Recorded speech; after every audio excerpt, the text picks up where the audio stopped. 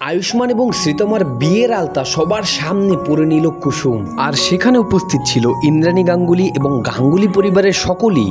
এবার কুসুম কি বাহানা দেবে, কি বাহানা দিয়ে ইন্দ্রাণী গাঙ্গুলির কাছ থেকে বাঁচবে, আর এখানে আয়ুষ্মানের কথাই বা কি থাকবে, সব দেখতে পারবেন এই পর্বে। এখনই চ্যানেলটি সাবস্ক্রাইব করে এবং ভিডিওতে একটি লাইক দিয়ে সম্পূর্ণ দেখার অনুরোধ রইল। তো আগামী পর্বে আমরা দেখতে পাই ঈশান সবার সামনে ইন্দ্রাণী গাঙ্গুলিকে বলছে, আচ্ছা আমি যদি আমার হবু বৌদির হাতে একটু আলতা পরিয়ে দিতে পারতাম তাহলে অনেকটা ভালো হতো। তখন ইন্দ্রাণী গাঙ্গুলি বলে, বেশ তো, কে বারণ করেছে, আলতা নাও আর খুবই হালকা করে মানে পাতলা করে তোমার বৌদির হাতে পরিয়ে দাও। এরপর ঈশান যখন আলতা নিয়ে শ্রীতমার একটি হাতে আলতা পরানো কমপ্লিট করবে, তখন আর একটা হাত যখন সে নিতে যায় ঠিক তখনই পেছন থেকে ধাক্কা দেয় অনুশ্রী কুসুমকে। এরপরে কুসুমের হাত গিয়ে একদম শ্রীতমার হাতের সাথে লাগে, যেই হাতে আলতা দেওয়া ছিল, আর রেজাল্ট আমরা দেখতে পাই কুসুমের হাতেও সেম ভাবে আলতা লেগে যায়। এরপর আয়ুষ্মানের কাকিমা বলতে থাকে, আরে রে রে রে রে এটা কি হয়ে গেল, আরে বৌদি শ্রীতমার হাতের সাথে দেওয়া আলতা যদি কুসুমের হাতেও লেগে যায়